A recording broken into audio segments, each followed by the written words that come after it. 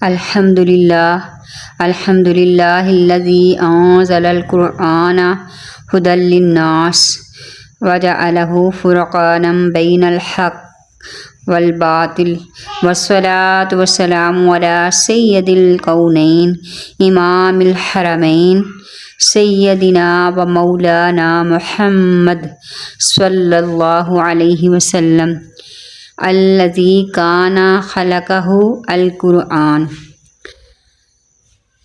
سبحان اللہ، اللہ پاک نے انسانوں پر سب سے بڑا احسان یہ کیا کہ انہیں قرآن کی نعمت عطا فرمائی، اور اس قرآن کو سمجھنے اور اس پر عمل کرنے کے لیے صاحب قرآن کی ذات کو ہمارے لیے امام اور رہنما بنایا، ہمارے لیے امام اور رہنما بنایا۔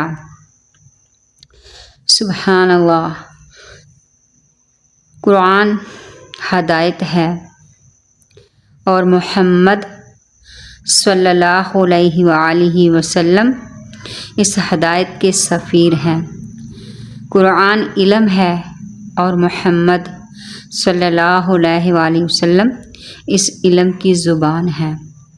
قرآن اخلاق کی تعلیم دیتا ہے اور محمد صلی اللہ علیہ وآلہ وسلم سراپا اخلاق ہیں۔ جب ہم قرآن کا نام سنتے ہیں تو دل کانپ جاتا ہے، جب ہم قرآن کا نام سنتے ہیں تو روح لرز اٹھتی ہے، جب ہم قرآن کا نام سنتے ہیں تو آنکھیں نم ہو جاتی ہیں۔ کیوں؟ یہ وہ کتاب ہے جسے اللہ تبارک و تعالیٰ نے اپنی ذات کی طرف منسوب فرمایا۔ یہ وہ کتاب ہے جسے رب ذوالجلال نے اپنا کلام ارشاد فرمایا، اپنا کلام فرمایا ذالک الکتاب لا ریب فیہ ھدی للمتقین۔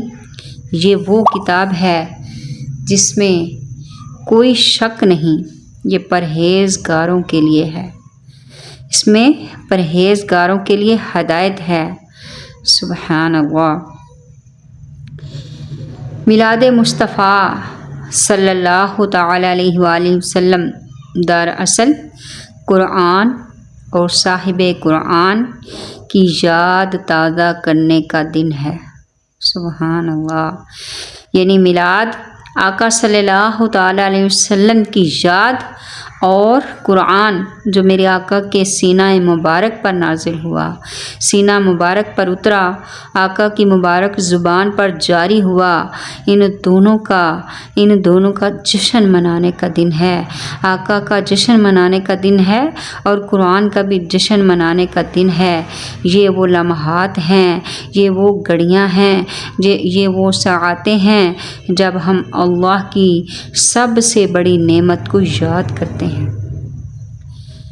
اللہ کے احسان کو یاد کرتے ہیں۔ اللہ تبارک و تعالیٰ نے بے شمار انسان کو نعمتیں دیں، بہت ساری نعمتوں سے نوازا۔ فرمایا وَإِن تَعُدُّوا نِعْمَتَ اللَّهِ لَا تُحْصُوهَا، اگر تم میری نعمتوں کو گننا چاہو، میری نعمتوں کو شمار کرنا چاہو، میری نعمتوں کی گنتی کرنا چاہو تو ان کو گن نہیں سکو گے، ان کو شمار نہیں کر سکو گے۔ لیکن نعمت عظمیٰ جو میں نے تمہیں دی اپنے محبوب کی صورت میں، اپنے حبیب کی صورت میں، وہ میں نے مومنوں تم پر احسان کیا ہے۔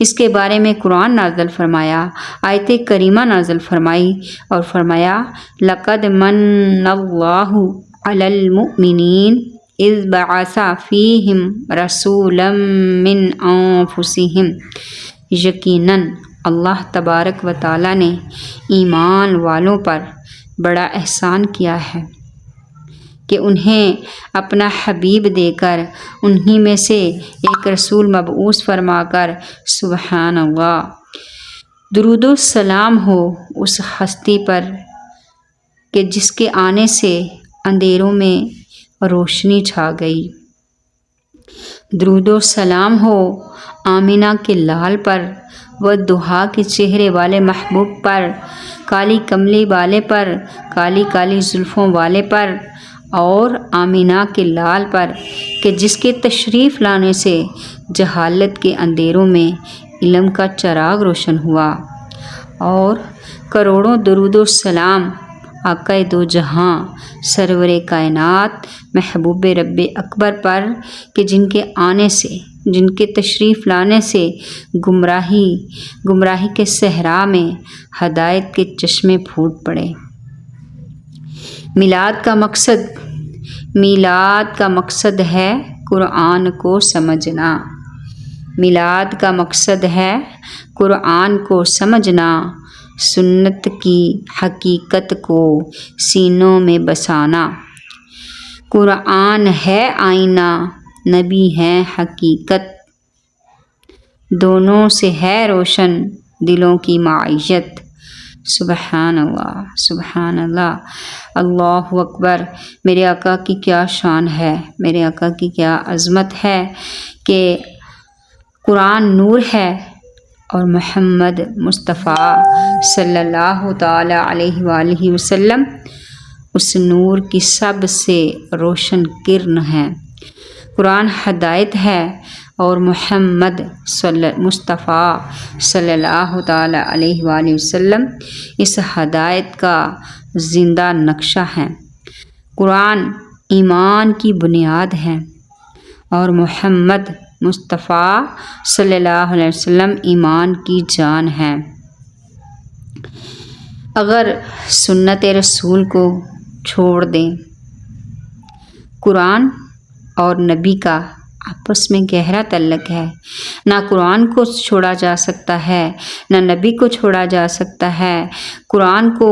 خالی قرآن کو پڑھنے والا جو ہے وہ ایمان والا نہیں ہو سکتا، اس کا ایمان قابل قبول نہیں ہوگا، اور حالی نبی پاک صلی اللہ علیہ وسلم کو ماننے والا، قرآن کو چھوڑنے والا، اس کا بھی ایمان مکمل نہیں ہوگا۔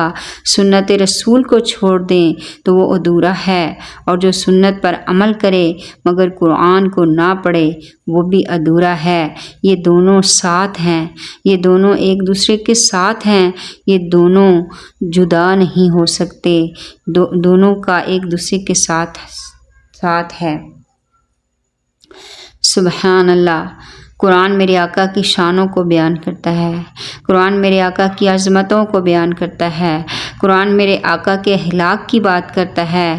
قرآن کہتا ہے وَإِنَّكَ لَعَلَىٰ خُلُقٍ عَظِيمٍ، اور بے شک آپ عظیم اخلاق والے ہیں، بے شک آپ اعلیٰ اخلاق والے ہیں، بے شک آپ کے اخلاق بہت ہی عمدہ اور اچھے ہیں۔ حضرت عائشہ صدیقہ طیبہ طاہرہ رضی اللہ تعالی عنہا سے کسی نے سوال کیا کہ آقا کے اخلاق کیسے تھے، تو آپ فرماتی ہیں سبحان اللہ، آپ ایک جملے میں ارشاد فرماتی ہیں کان خلقہ القرآن، کیا آپ کا اخلاق قرآن نہیں پڑھا؟ آپ صلی اللہ علیہ وسلم کا اخلاق تو قرآن ہی تھا،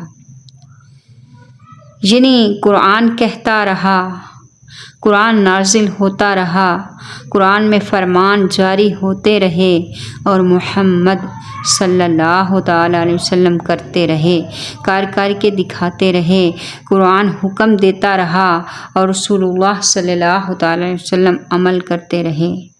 سبحان اللہ۔ وآخر دعوانا ان الحمد للہ رب العالمین۔